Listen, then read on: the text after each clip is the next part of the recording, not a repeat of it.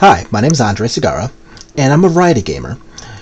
My main game is Magic the Gathering, but I do like to play other games as well, such as Hearthstone, Pokemon, Shadowverse, and I occasionally like to learn other games as well, like League of Legends, Call of Duty, or whatever else I feel like playing that day. So if you do enjoy what you're watching, know that there will be more content, and also feel free to like, share, and subscribe. I hope you enjoy the video you're about to watch, and have a great rest of your day. What's good, y'all? Welcome back to another Modern Spirits video, and this weekend we are coming off of a pretty big win. So we just managed to get third place with the list that we're looking at in the Modern PAX Championships, so that's a really good look for Spirits.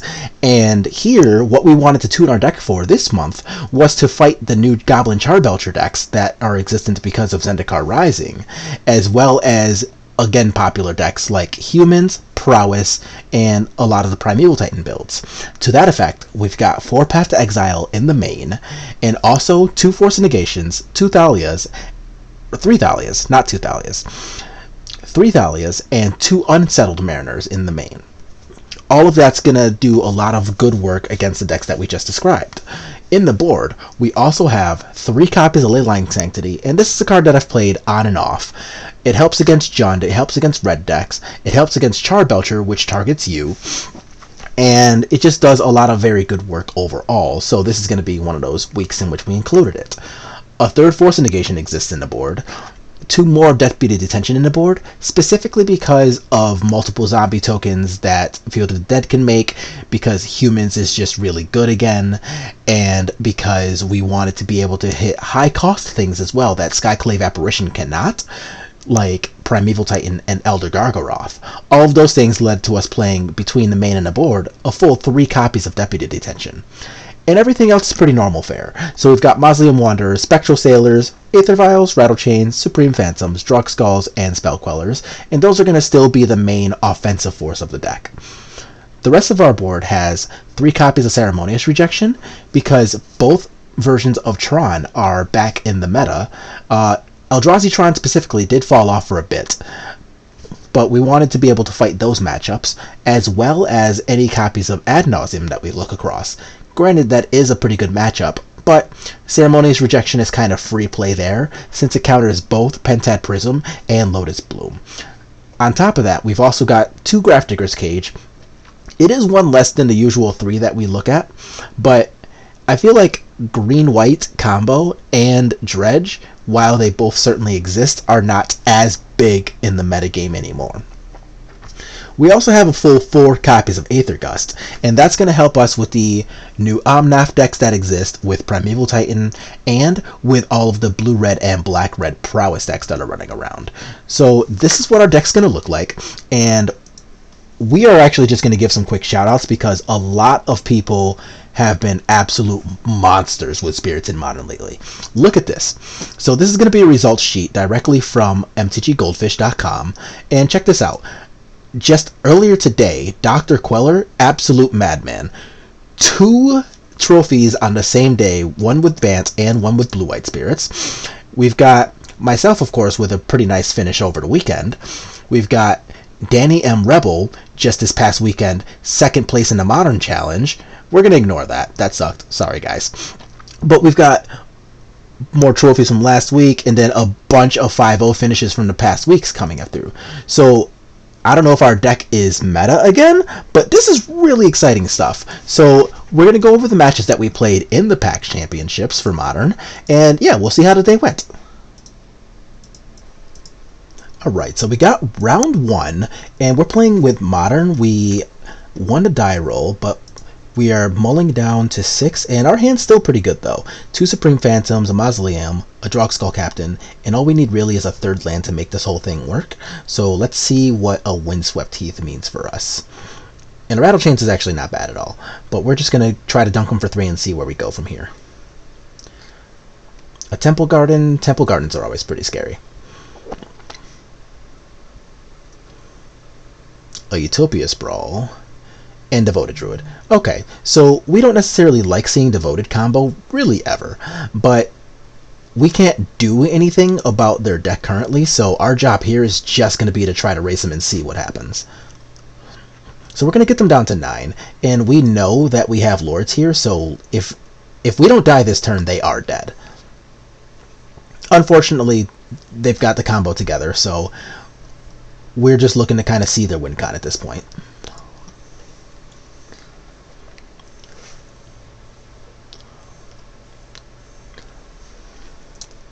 And this is a scenario where I know a lot of people will scoop. I usually make them play it out because I've had people, you know, do this and make all the mana, but not actually have a win condition in hand. So now that we saw what the win condition was here, they had a Finale of Devastation, and we didn't have a force to protect ourselves against it. This is fine. We don't mind packing it up here. And yeah, we're going to go to game 2.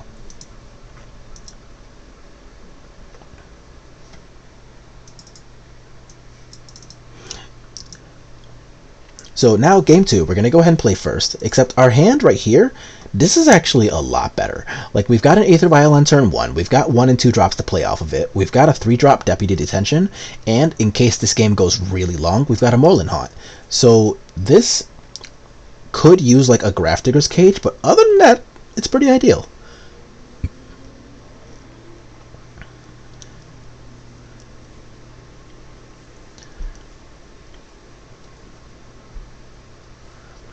Okay. And so here we decided that, yes, we actually wanted the land.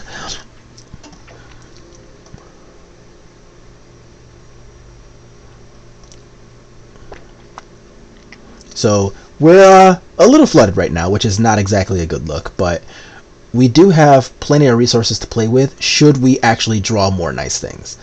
So yeah, that's fine. They're going to get to dunk on our Aether Vial. We're a little sad about that. But we do have double deputies, so that's pretty nice. So we at least get to get rid of Skyclave, we get our 1-drop back, or rather we get a 1/1 in place of our 1-drop. And of course we can continue attacking because that's the vibe.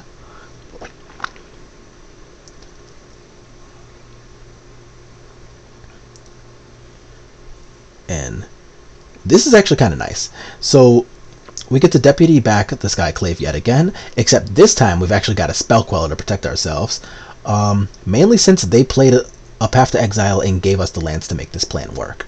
So all of our stuff's getting exiled, which kind of sucks for our Moorland Haunt, but realistically they're going to start playing spells to walk into this Spell Queller anyway, so it's not the end of the world. That is pretty nice. And the reason we wanted to shock there, not that our life total really matters, but now, assuming a creature goes to our graveyard, we have the ability to both Spell Queller and Moorland Haunt and Path with 7 mana, so that's pretty nice.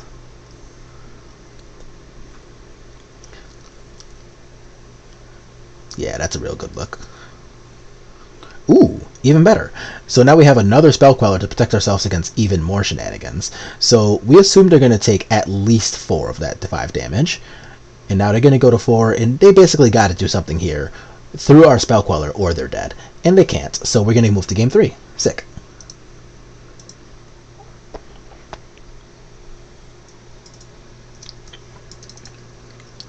So now we've got game 3, except this time they're actually going to be on the play, which we don't necessarily appreciate, but it's going to happen. 4 lands is kind of a lot, but we at least have a real offensive thing going on with Spectral Sailor and Drogskull. So 4 mana means an Uro, that's fine.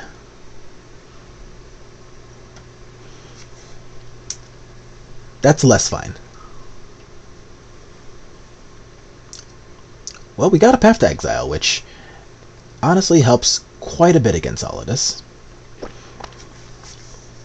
So we're going to put the Mausoleum Wanderer in, attack for 2, and then we're going to go ahead and draw step Path to Exile their Devoted Druid.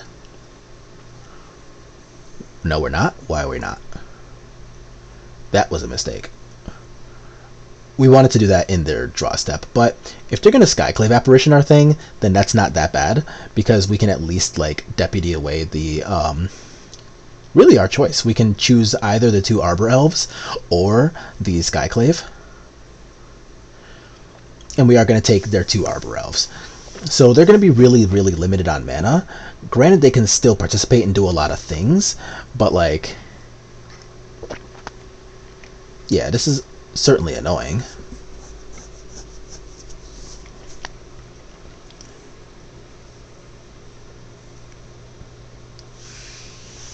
Yeah, this isn't so bad. So we can play our Drogskull Captain here. We have the mana to get rid of Uro. And while this is certainly not a pretty plan, we actually have a plan here. Oath of This is fine. And they put in a Teferi, which is obnoxious as all get out. But at least we can respond by putting that on.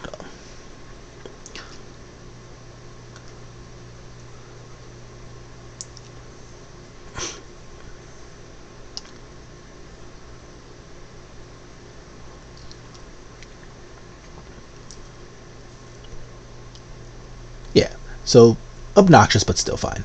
So we have a Supreme Phantom, we have an Aether Vial, and we are going to get to smack Teferi up a little bit, which is nice.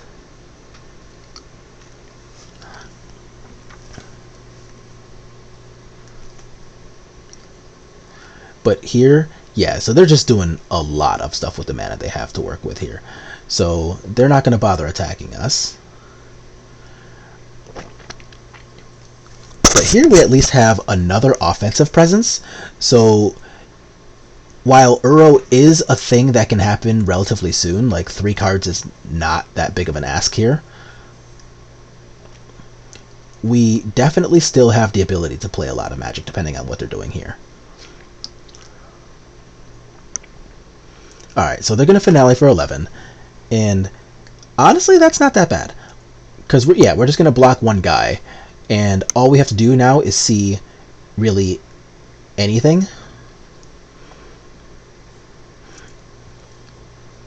So they're going to go to 1, which...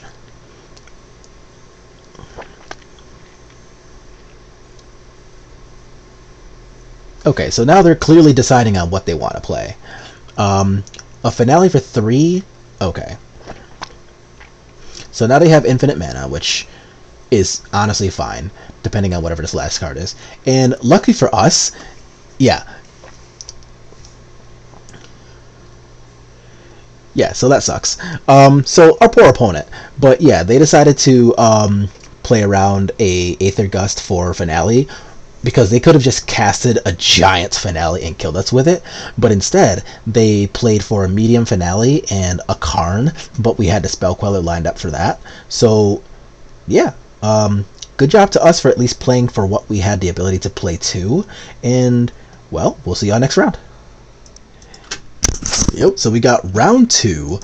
We did just come off of a pretty sweet win, and here our hand's not bad. So we've got some basics in case stuff goes down. We got a couple of Mausoleum Wanderers so we can present a clock, and we are facing something with discard, so we don't know whether this is like Jund or Prowess yet, but 2 Mausoleum Wanderers isn't bad, especially if they have like another discard spell. So let's go ahead and see what we got to work with here. And here we would definitely appreciate a few more creatures, like that one. So we're certainly not off to a bad start at all. So let's see what we got going on from here.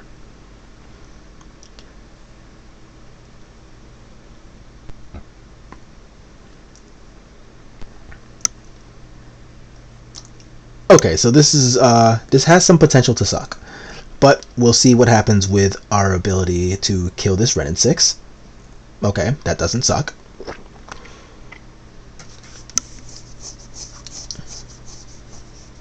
So Bloodbraid into Clothis. Alright, so that's actually not that bad for them.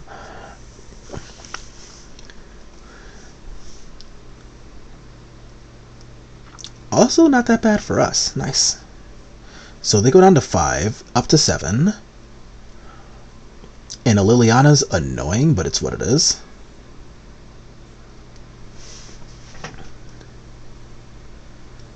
Alright, so now they're going to go down to 4, up to 6.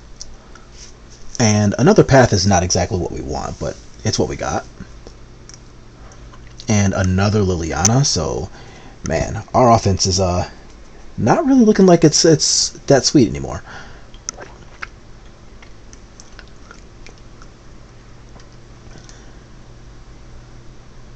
Okay, this is like actively kind of terrible now. So let's try to play around this by putting in our other rattle chains and seeing what happens here.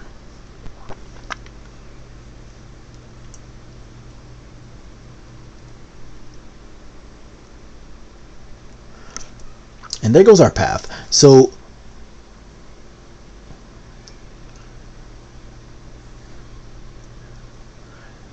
yeah, this Aether Vial is also just super not it. Like, they've got Planeswalkers, they've got Clothis, and even though we got off to a pretty rockin' start here, we are definitely losing this game. So we pack it up, and let's move over to game 2.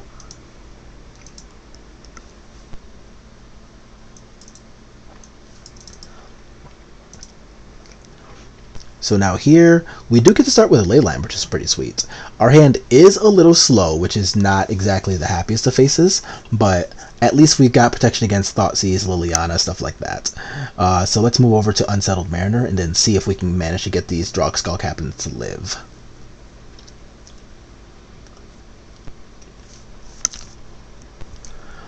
So annoying, but still not the end of the world.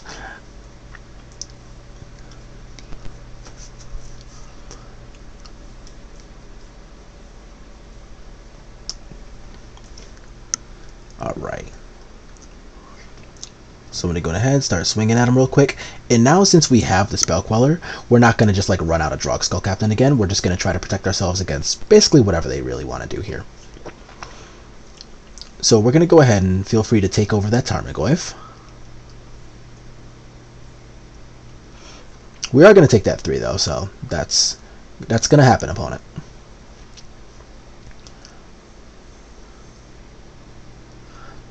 So here comes a Drog Skull. They're going to take their 6, and they go to 10. Alright, so we've got a dead creature here. And Plague Engineer is super annoying.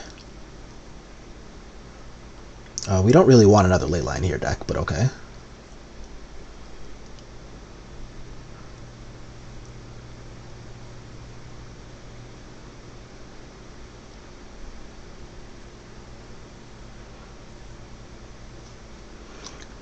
Yeah, so now this is actually pretty unfortunate because basically all of our offensive presence is gone, even though they're at 3.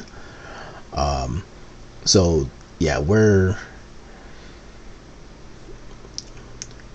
so now we go all the way down to 5, and Thalia might just be good enough to get us out of this.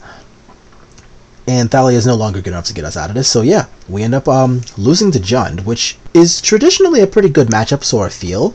But yeah, we lose to that in a relatively handy 2-0, so I don't know, good stuff to our opponent, Sergeant Welch. Alright, so we got round 3. We're currently 1-1, which is not super exciting, but this hand isn't that bad, since we're on the play.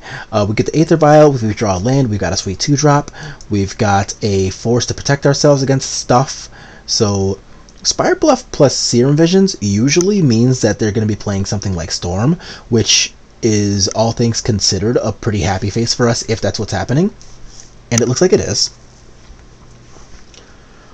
So this is not exactly the matchup that we're saddest about seeing.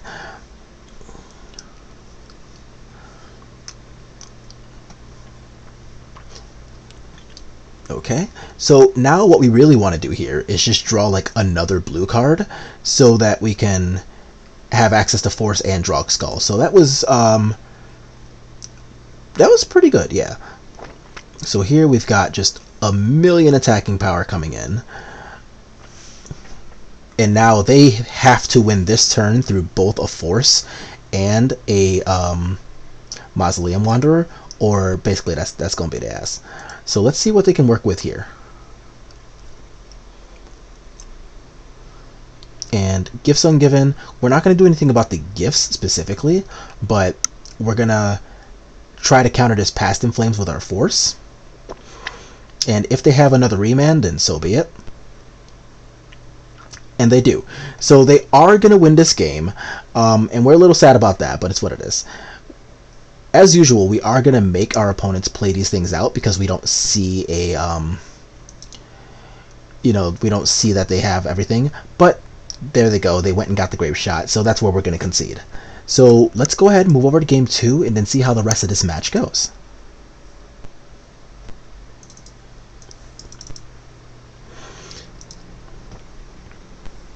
So here we go. So again, on the play, we've got a little bit of offensive presence and a Spell Queller, which, while not fantastic, has shown itself to be good enough before. And we're going to nix that statement because Grafdigger's Cage is actively pretty great.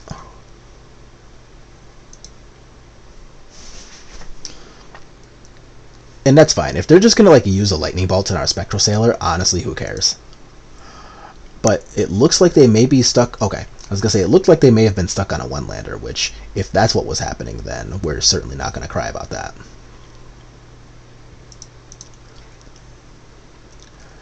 And this is actually pretty nice, because Unsettled Mariner stops a lot of their good stuff, and if they try to kill it with a bolt, then we already have the Rattle Chains to protect against that. However, ooh, Supreme Phantom is really nice too.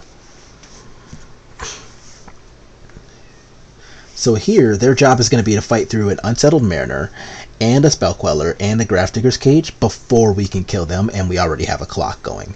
So we're just going to play out the Rattle Chains here because, like, Steam Vents isn't enough by itself to do anything about Unsettled Mariner anyway. So we're just going to do our best to try to kill them before they really get enough forces going.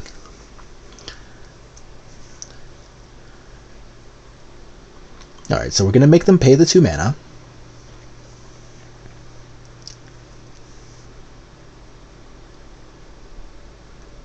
And once again, we're going to let that go.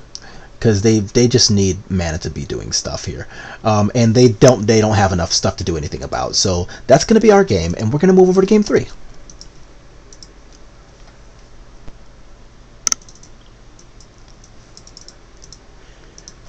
So now we're in game 3 against Storm here, and our hand's pretty sick.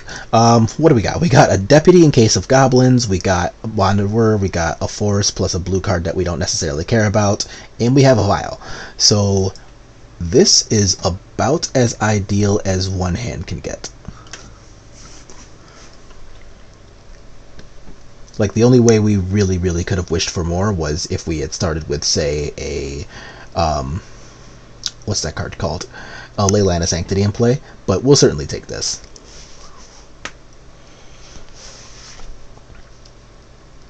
Okay, and this is even better. So, like, if their turn isn't just like a Brawl or an Electromancer and try to kill you, then so much the better.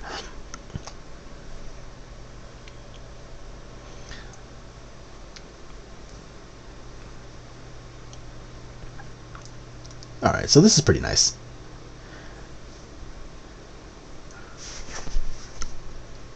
So we've got more things happening here, and we're going to put our Vial up to 3. So now we can have access to both the Force Negation and a Deputy if we want.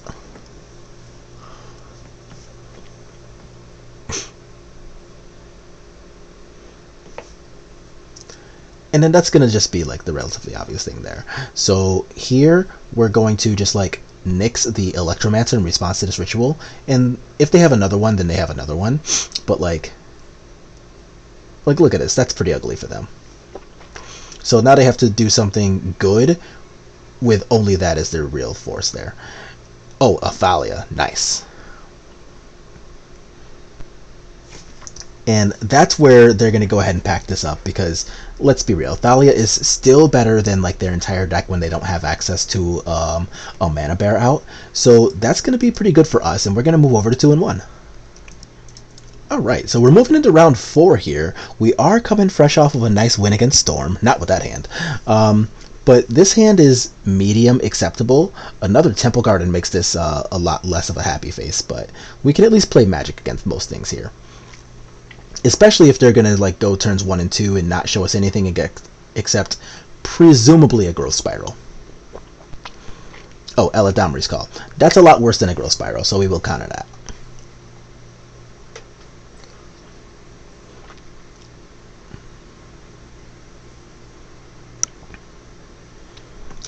And here, I don't know that we shouldn't have just like bluffed out Moorland Haunt, but that's okay. They know that we are going to have a Spell Queller, so we're going to let them Eladamri's Call, and we're going to have them waste another card in getting it Spell Quellered.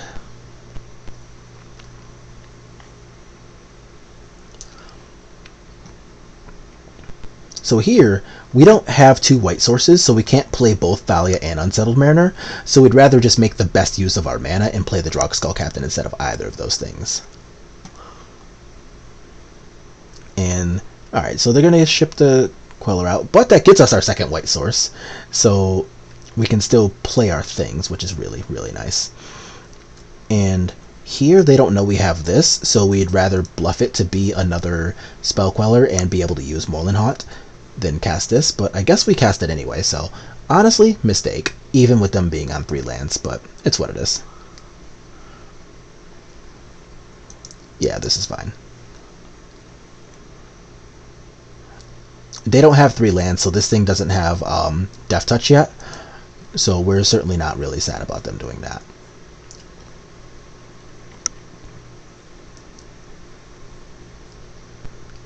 That's fine. So even with the life gain trigger from Auriok Champion, they can't do anything about our attacking flight here. So that's going to be good games there, and let's move to the next one.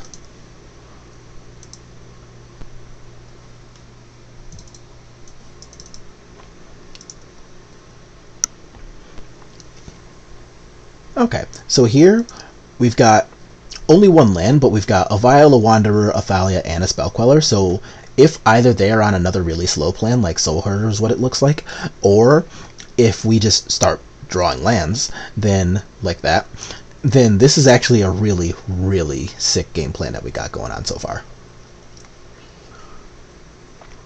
Okay, so watch for tomorrow. That obviously tells us that they're at least planning to do the Soulherder thing, but we just drew running lands, so like the plan of 1 drop, 2 drop, 3 drop, and Path to Exile access is looking pretty sweet right now.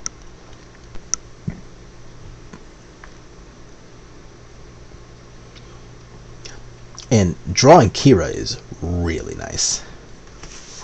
We're not going to play her, but she's really nice.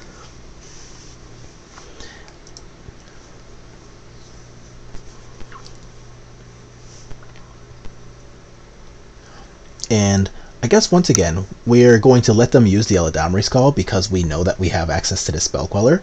So we're just going to let them effectively waste an entire turn because we have the Spell Queller, and now we have Kira and Spell Queller available. So this is just going to be a relatively good sequence for us all around.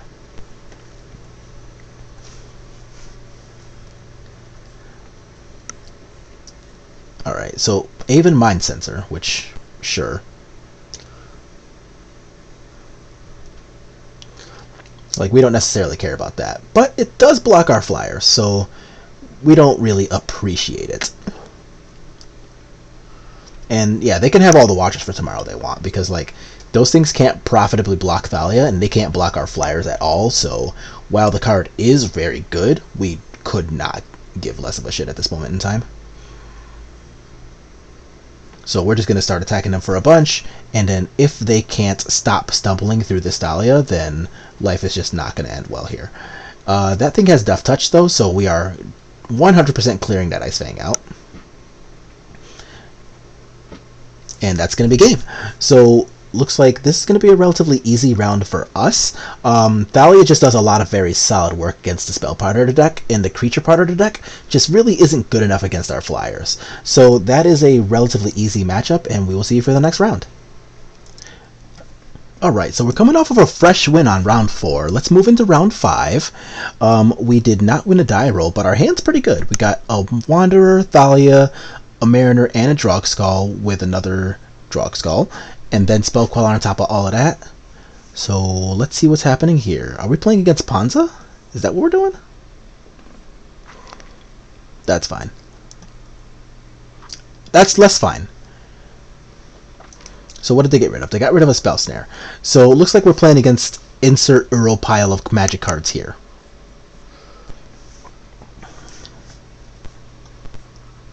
And a Remand even. What is happening? Well, that's pretty nice. So here, what our plan is going to be is just going to be to Spell Queller something, or if they don't cast a thing, we can just Rattle Chains to give our Drogskulls flash. Or we, can get remanded again. That works too. So now we have the exact same plan of Rattle Chains plus stuff, except now we have Thalia. So our plan is much less medium than actually being pretty decent now. Actually, that's even better, because now we can like Unsettled plus Spell. So they've got to do a pretty decent amount of work here to like make this the thing. So if their plan is to use all of their mana just to Cryptic this, then whatever.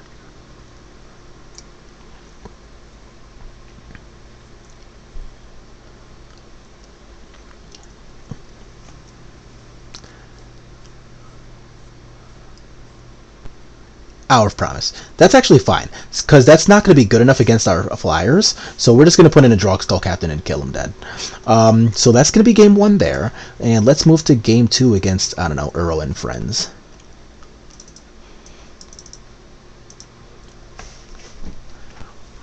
And this one's not bad. So we've got 2 lands, we've got Thalia, and Deputy of Detention here specifically is a pretty big help against all of the Field of the Dead tokens that we assume will be coming in.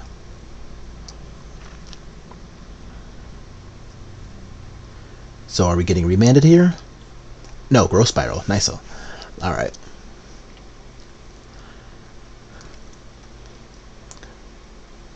Okay, that's not so bad.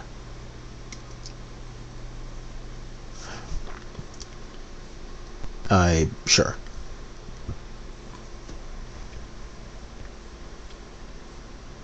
A Fact or Fiction. That's pretty bad.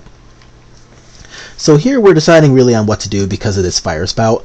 So this is actually a pretty scary pile of cards that they have going on here, because they can Red and 6 back the Field of the Dead. But if they don't have a land, then they can't Fire Spout our stuff. Unfortunately for us, they do have a land, so we're getting Fire Spouted. So that's honestly probably going to be close to the end of this game for us. But we're going to play a couple more turns and kind of see what happens, because we at least can get rid of this Deputy. Still bad. And then Blast Zone certainly isn't helping matters any either. So what we're going to do here is just be able to take some of the damage from this thing. And we'll take 6, and that's not bad. But we can untap Deputy again, and then at least try to start a clock going. This second Hour of Promise is looking absurdly scary, though. And because they chose to keep their Blast Zone tapped, we are going to continue trying to play Magic. Unless they do that. So since they had the Cryptic for our Deputy, that's fine. We'll, go ahead and get our stuff killed. But let's move on to game 3.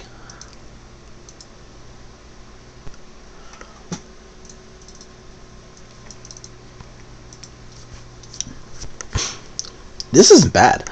So Aether Vial is always super nice. A 2-drop would be even better.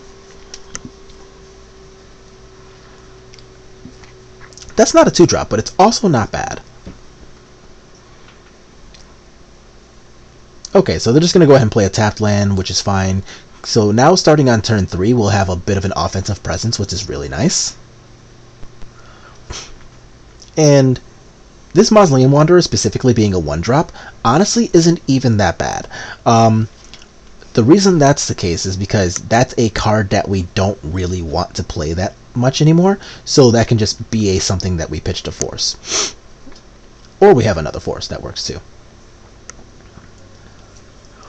So here we've got Kira, and now we can Violin, Dragskull, play a Spell Queller, and really the world is kind of our oyster right now, so this is pretty nice.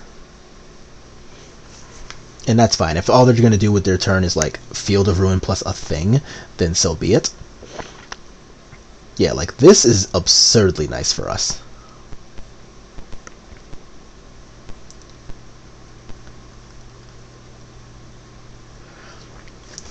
So now we still have our Kira, we still have our Dragskull, and importantly, we haven't done anything with our Spell Queller. So if their only plan here is going to be to like land Omnath or like do this, then we're very okay with all of that, because, and that's fine. So like, if their only plan there was to put Uro definitely into the graveyard by using one of their own cards, then okay, sweet.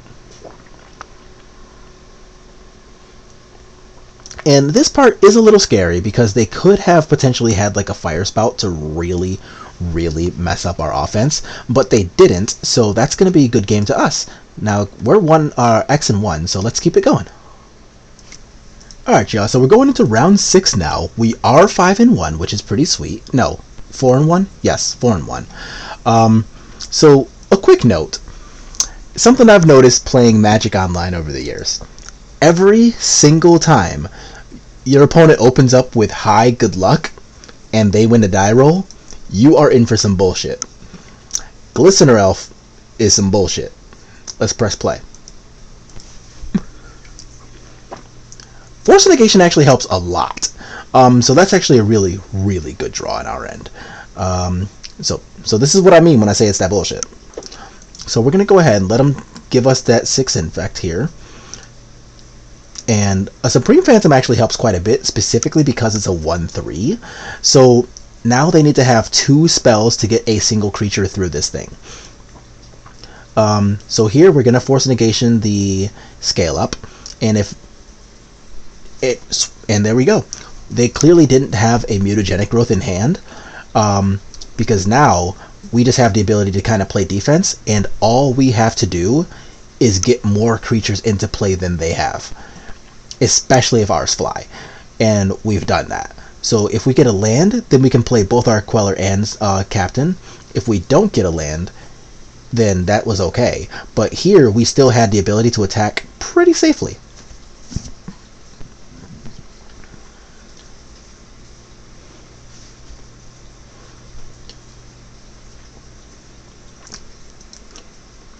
And them actually killing off the Waterlog Grove is a pretty good sign for us, because it means that they are running fewer spells in hand. So here we can literally just start jamming cards down their throat. And this is actually even better. So now the additional Lord makes it so that not only are we in a very good place to do things, but now they have to like throw away a creature and have a Dismember just to try to survive against any of this, and they definitely can't. So that's going to be a pretty easy game 1 for us.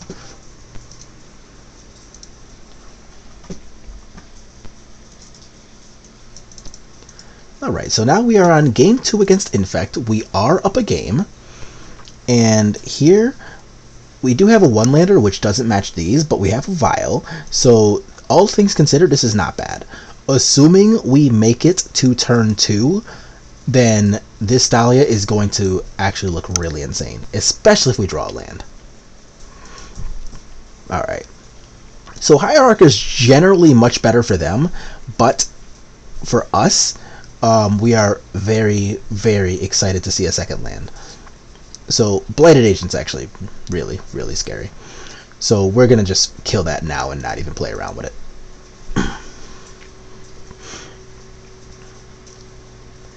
Alright, so Inkmoth Nexus specifically is also really scary. So we're just going to like throw our poor Spectral Sailor under the bus here. So, sorry buddy, but beep beep. And here we would really love a blue source. And that actually was a mistake on me. What we wanted to do there, except I'm bad and forgot how to click it. What we wanted to do there was, before ticking this Vial up to 2, we wanted to use the Vial to put in Wanderer, and then use mana to play our Thalia. That way we could have had both creatures in play, but there, I don't know, like I just forgot how to go through the clicking, so we got the Thalia off, but nothing else, and luckily, because she's Thalia, this does mean that we are very unlikely to die, but it is still technically possible, so that was still a mistake.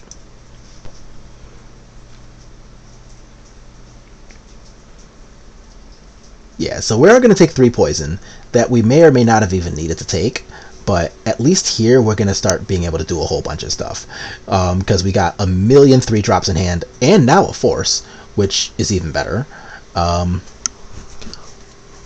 not really much else to do with Thalia, so let's just go ahead and start attacking with her. And here, this isn't even so bad because we have access to a Drogsko Captain if their draw is whatever, and if their draw is actively good, then we have Spell Queller and Force Negation that we can just use on this second Drogsko Captain, or this Wanderer, either or. Yeah. So now they're going to do another thing, which gets itself countered by Force. So here, we are at 6 poison, which is dangerous territory, but look at this. We've got Spell Queller, we've got Drogsko Captain, and another Drogsko Captain. If we draw a white source, we have a Path to Exile. Okay, so maybe we don't have Drogsko Captain anymore. But this is still fine because they took a turn off of attacking us. And now they're at 10, so they actually do need to be really careful with their life totals. So they are going to go all the way down to 3, and we have the Force Negation. So, yeah, they didn't have another spell. So now we're not even going to have to go to a game 3 here. Even though we kept the one-lander and got, honestly, relatively greedy, the Force Negations rewarded us really, really well, and Thalia is still an absolute house. So good job to us, and now we are 5-1. Alright, so we got 7th and final round of Swiss, so this is pretty much going to be our winning round, and on the play, this is actually pretty good. We got a Vial, we've got a Force, we got a couple of good things to do on turn 2, especially if we draw land. Let's draw land now. Okay, let's not. That works too.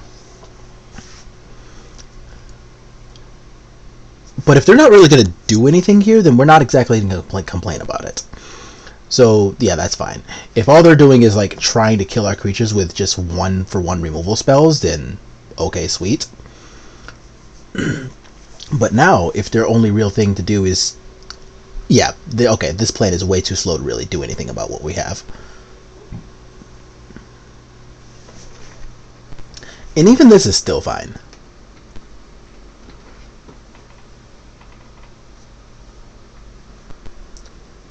Oh, sick.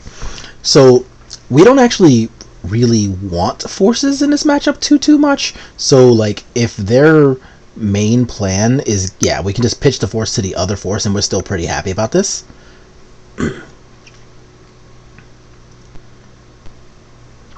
And we really do need to start drawing creatures sooner rather than later.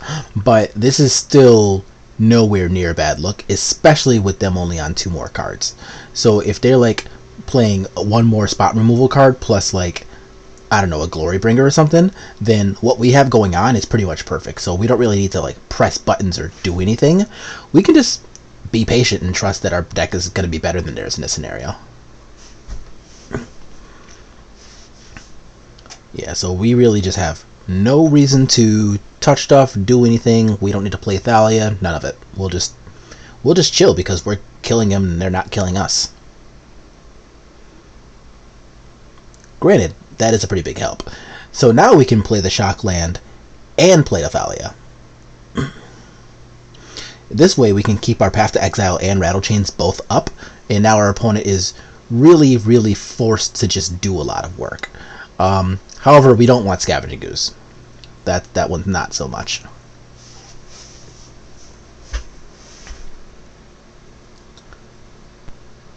Yeah. So you go ahead, pay for the Thalia, pay for the Unsettled Mariner, and then get your spell dunked on. So that was a really, really good turn for us. And now all we have to do is Path to Exile this Bloodbraid Elf, and we can attack for exactly 8. So that's going to be game 1 to us, and let's move to game 2 against Ponza.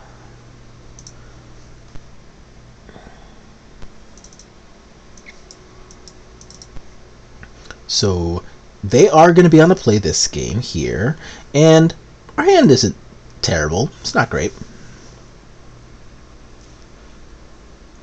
And here we are going to play around Blood Moon, so let's get all the basics out that we can nice and early. And once again, they don't have like a turn 1 play, which is a pretty good look for us. But they do have a removal spell and an Arbor for turn 2, so they're still going to be faster than us coming out the gate.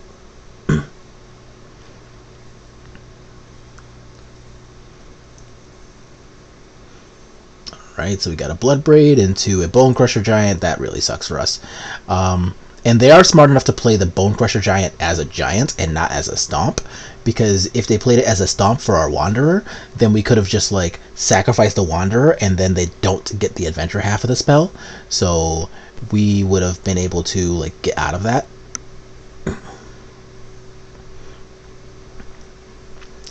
And here, the idea is that we're going to protect this, and now we're going to have at least some offensive pressure to their none. But as we saw earlier, Klothys is a very, very bad look for us.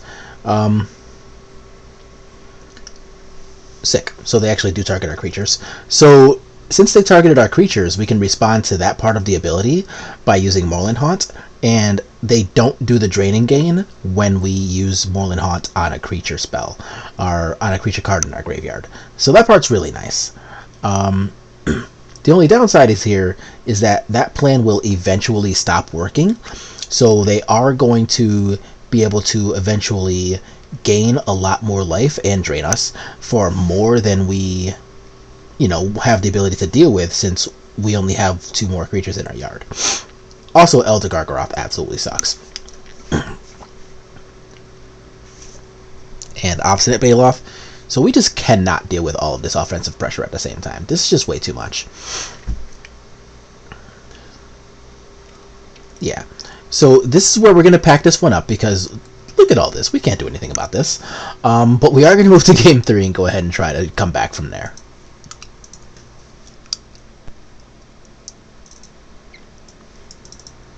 Alright, so Game 3, and we're now going to be on the play. We did get to see exactly how absurd all of the green creatures they have access to is, but like, this certainly isn't bad at all, especially if we draw another land. Like that. So now we can go ahead here, and we know they have access to a bunch of different lightning bolts and stuff, so we're just actually going to play for a protective spell like a Rattle Chains or another Supreme Phantom or something. So here we don't really need to like press buttons since they're not doing anything. They can play this spell kind of uncountered, but if it's just a Seasoned Pyromancer, to be honest, we don't really care.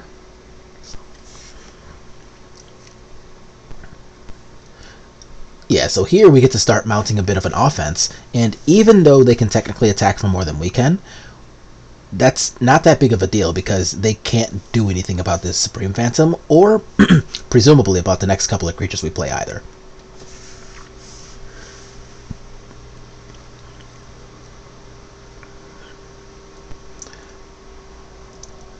Now, we would really, really love to draw a land here, but Akira works just as well. So, the reason we didn't go ahead and vial in anything here is because we don't really need to walk our creatures into removal spells. We can just trust that our deck will eventually be better than theirs by nature of all of our cards flying and theirs not.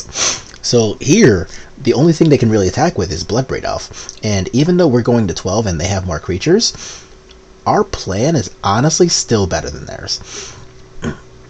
So here we have Rattle Chains, Drogskull, Spell Queller. If we ever draw a land, we have another Spell Queller, or at least access to another Spell Queller. And look at this, yeah.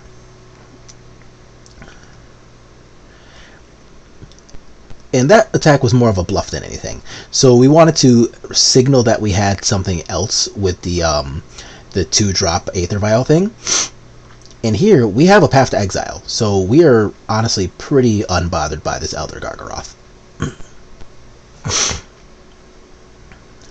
So that thing can get up out of our face. We can attack them for 1,000,000. We're not going to attack with the Drogskull, though, because with the 2 Lords, that's already a 2-turn clock, so we don't need to like kill off all of our blockers just to give ourselves access to a slightly better attack. However, here, we can block like that, take 2 damage, not lose any of our guys, and we do go to 5, but we don't care about Klothys because we already have a lethal attack.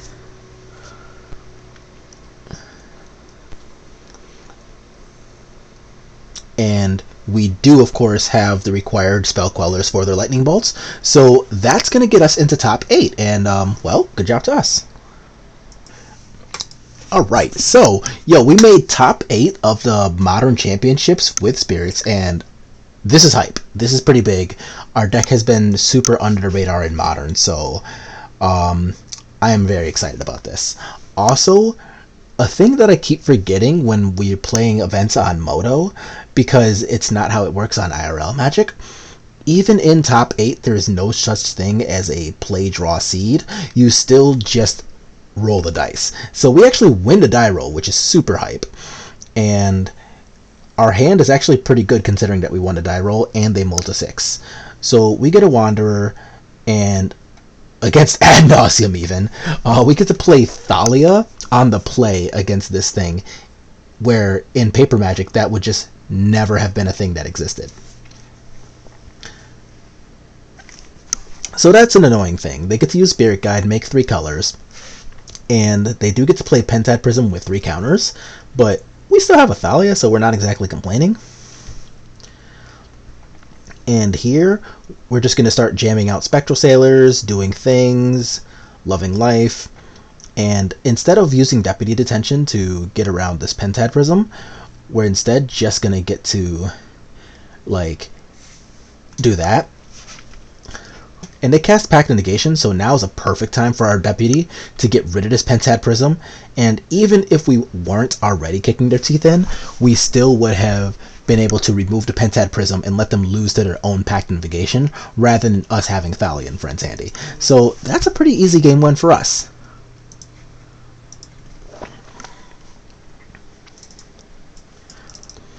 Alright, so now we're in game 2 against Ad Naus. That hand sucks. Okay, so now we're down to 5 cards, which is not a good look. But Thalia being one of those 5 cards now that we're on a draw and have another thing is not just the worst.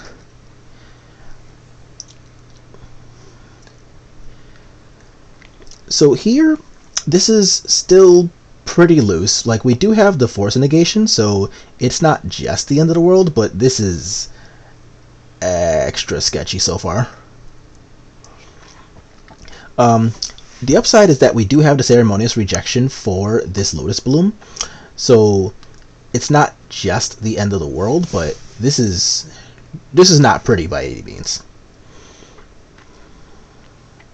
So we at least can get rid of the Pentad Prism, but now we really wanted exactly 1 more land so that we could play any of these Ceremonious Rejections on a Lotus Bloom, or even a future copy of Pentad Prism. But here we just get, more 2-drops, one of which we can't play, and they're going to get to cast this because we didn't actually get to draw a second land. So this is a really obnoxiously slow draw here.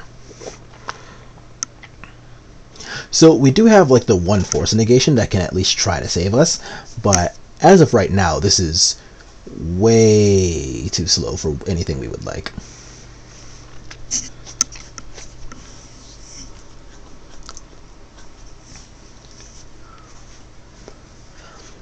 Okay, so Phyrexian Unlife. And we are going to try to go ahead and force that, but they do have a Veil of Summer even, so this is just pretty scary, because next turn they can like Ad Nauseam for like 100, and we currently don't have anything smart to say about that.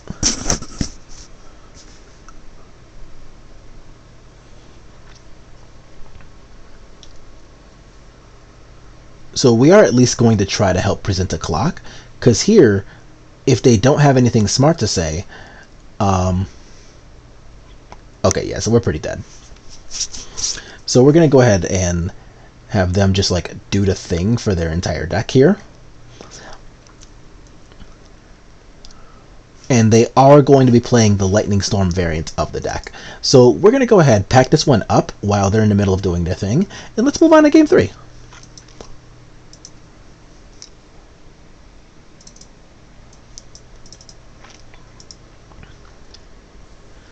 Okay, this is pretty much exactly where we want to be in life. We could stand like exactly one or two more threats here, but we've got Leyline of Sanctity so that they can't like lightning storm us really at all. We've got Vial, we've got a creature, we've got a thing to block both Lotus Bloom and Pentad Prism, and we even have a Force of Negation for, I don't know, pick something else really. So this is actually kind of absurd for us. Oh, and then Athalia on top of all of that. Yeah, so this is a Spell Queller too. So yeah, there is really no part of this that we don't like. Granted, a Path to Exile is a little annoying because at least now they can play their spells, but okay, fine. So we do have the rejection for that. They take damage for their efforts, and now we get to untap with both a Spell Queller and Rattlechains up to protect it. And actually, I don't know if I like not playing the Mausoleum Wanderer, because we don't necessarily know that we have the Rattlechains here. Granted, we're still going to be able to just EOT Rattlechains and then Wanderer, but we at least could have bluffed the Rattlechains part. Why didn't I cast a Wanderer?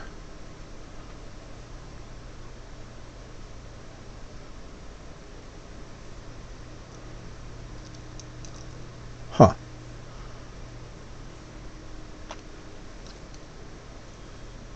Yeah, that was definitely a mistake. So I don't know why we didn't cast a Wanderer at end of turn there. Because before we drew Thalia, we didn't know we weren't going to be able to just hard cast this Force Negation. So that was definitely just a mistake to not play the thing we had access to. But here we are going to go ahead and just swing at their faces here. Okay, so more lands isn't great, but they're going to 3, and they don't have a thing to protect their life total yet. So we're just going to kind of keep it on chugging here.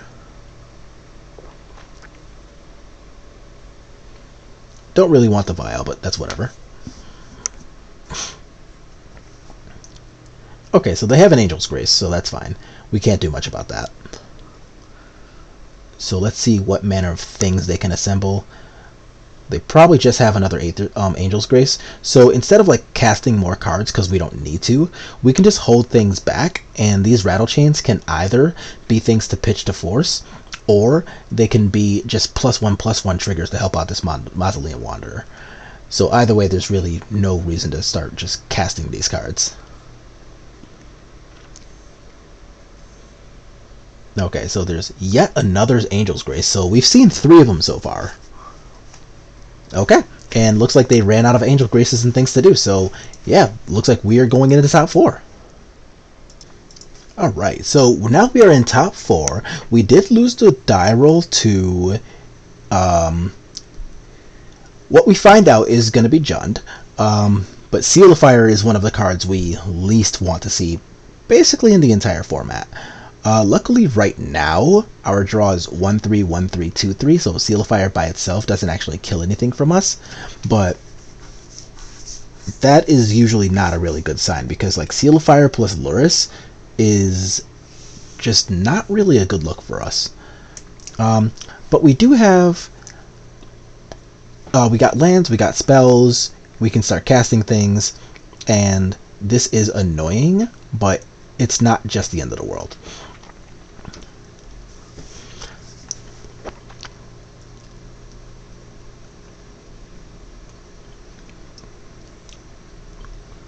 Okay, so normally we can hold off on using the Path to Exile, and to be completely honest, I should have held off on using it, but I know that I got a little tilted upon seeing the Seal of Fire, so I just pressed the button. Didn't need to, press the button anyway. Kroxa. I forgot that was a thing they played, yeah. Yeah, so now this sucks. So like we could have discarded like the Spell Queller or something, and maybe had the Force Negation for the Ren and 6, but instead we just kind of like got dunked on right there. So now this is just like ultra not a good look.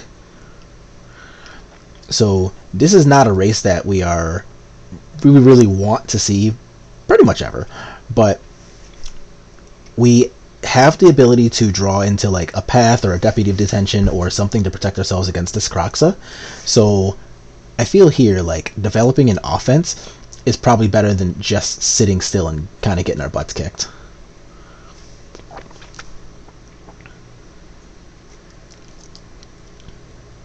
So we have an Assassin's Trophy, so let's see what we draw into. So it's a Thalia, which is good, but not like the most fantastic draw here. What? So let's put Thalia in here.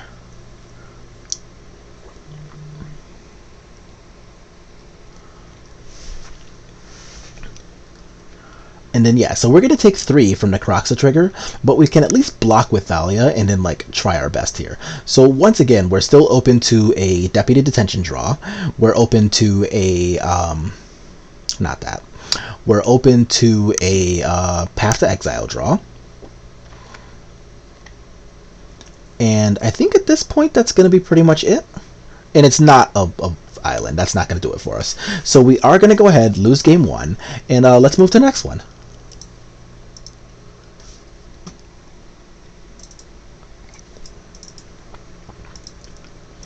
Alright, so this time we're going to get to go first, which is pretty nice. This hand is honestly pretty medium, but it's playable. So Spell Queller, Rattle Chains, etc. is still pretty decent. Seal Fire still not what we want to see, but all things considered, a Spectral Sailor for a Seal of Fire is not that bad of a trade.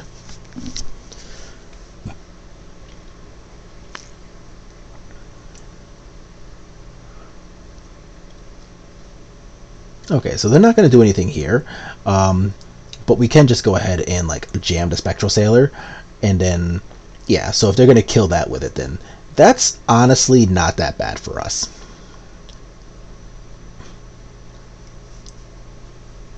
So we're just kind of like waiting on them to see what to do here, and we're just going to play and pass because we have access to Spell Queller, we have access to Moorland Haunt, and this is definitely a point where we have the ability to just kind of play a lot of Magic here.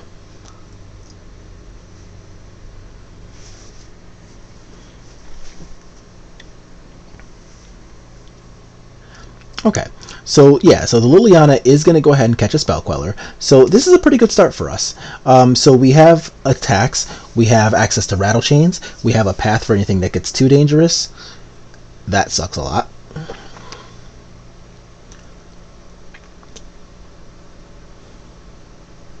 And yeah, that Aether Vial is not the land we wanted, but that's still okay. What we really wanted to do was play the Supreme Phantom and have mana up for Rattle Chains, and that would make sure that this Spell Queller kind of stays protected.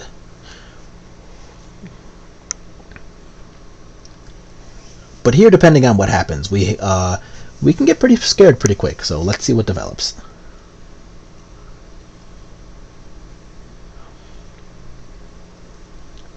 Okay, so they do have another Seal of Fire, which is actually really obnoxious.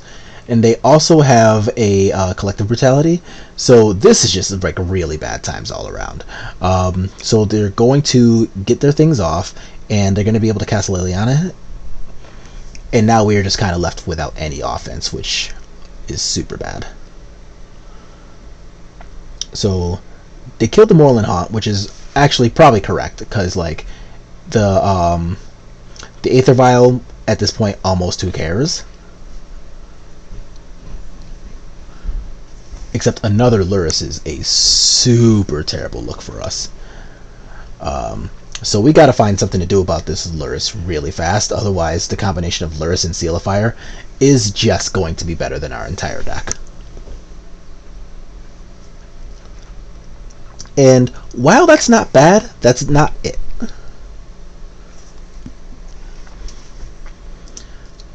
So we do get to go ahead and kill off Liliana, which is really nice. But like,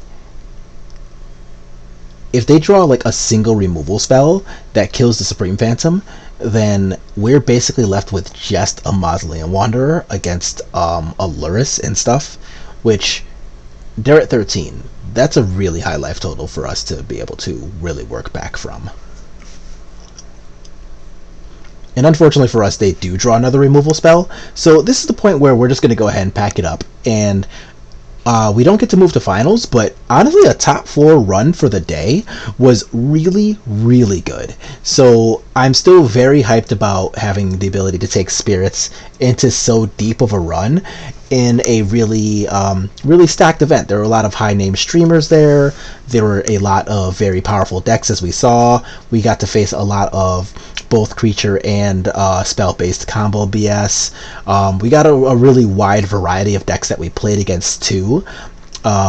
So this was overall a pretty good time. So I will be happily spending the prize sticks that we got here, and I will see y'all for the next event.